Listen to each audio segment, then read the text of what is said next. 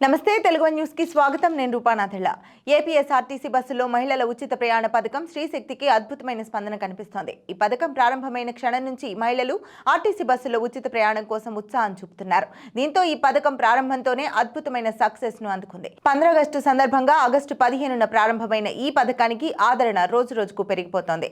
ఈ నేపథ్యంలోనే సోమవారం అంటే ఆగస్టు 18 ఒక్క రోజులోనే 18 లక్షల మందికి పైగా మహిళలు జీరో ఫేర్ టికెట్ తో ఆర్టీసీ బస్సులో ప్రయాణించారు. అంటే దాదాపు 7 కోట్ల రూపాయల వరకు మహిళలు ఈ ప్రయాణాల ద్వారా ఆదా చేసుకున్నారన్నమాట. ఈ పథకం ప్రారంభమైన 4 రోజుల్లోనే 47 లక్షల మంది మహిళలు ఈ పథకాన్ని సద్వినియోగం చేసుకున్నారు. దాదాపు 19 కోట్ల రూపాయల మేర వారికి ఆదా అయ్యింది. అంతేకాకుండా రోజువారీ ప్రయాణంతో తమకు ఎంత మేర ఆదా అయ్యిందన్న విషయాన్ని మహిళలు అధికారులకు తెలియజేస్తూ సంతోషాన్ని పంచుకుంటున్నారు. ఈ విషయాన్ని అధికారులు సీఎంకు తెలియజేశారు. ఇలా ఉండగా శ్రీశక్తి పథకం వర్తించే బస్సు సర్వీసులను మహిళలు సులభంగా గుర్తించేలా బస్సు లోపల బయట బోర్డులు ఏర్పాటు చేయాలని అధికారులకు ముఖ్యమంత్రి ఆదేశించారు.